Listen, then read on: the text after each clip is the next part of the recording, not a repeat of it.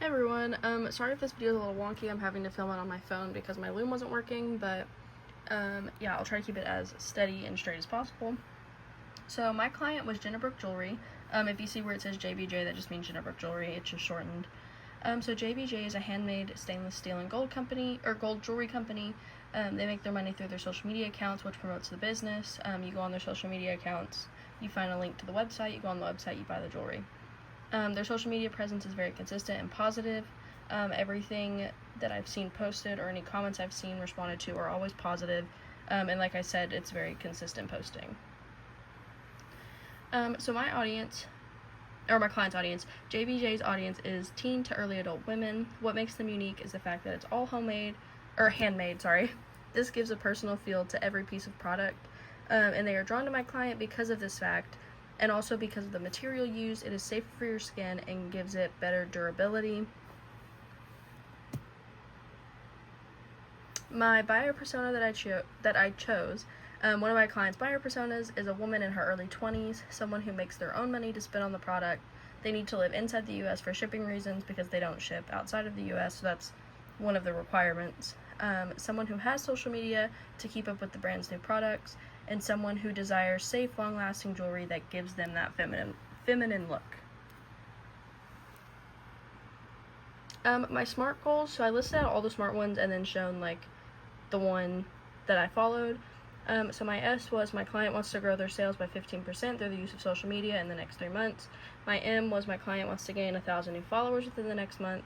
My A was my client wants to sell $400 worth of product within 3 months. My R was my client wants to reach a wider audience by offering personalized jewelry. And then my T was my client wants to stick to the first 3 goals of this portion of the SMART, or for this portion of the SMART goals, because the first 3 are all goals that can be like, what's the word I'm looking for? It can be seen through like time, I guess. Is that how I'm trying to explain that? I think that's how I'm trying to explain that. But yeah, and then the one that I wanted to focus on was their sales by 15, or grow their sales by 15% through the use of social media in the next 3 months. I chose this goal because it seemed very obtainable. I ended up having to switch it to gaining 1,000 followers within the next month because I can personally follow this one and see if it happens. And I'll do this by occasionally checking JBJ's TikTok and Instagram accounts just to see if they've grown. And currently, as of filming this, or when I took this picture, which was probably like 10 minutes ago, she had 16.8 thousand followers on Instagram. So, for my content idea number 1, I said polls and surveys. The inspiration behind this is based on the fact that people always have an opinion. This can work in JBJ's favor by showing feedback on their product. It also gives buyers a chance to give ideas and insights for things like new products or ways to grow the business. It gives a personal and collaborative feel. This could be a year-round thing that is posted on JBJ's social media, TikTok or Instagram. It is for people who desire to have their voices be heard. My content idea 2 was a contest. This inspiration comes from wanting more consumer engagement.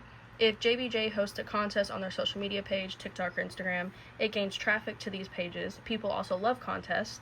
The winner could get a product of their choice for free, maybe a couple pieces of product, who knows. This also promotes the products JBJ is selling because people love free things.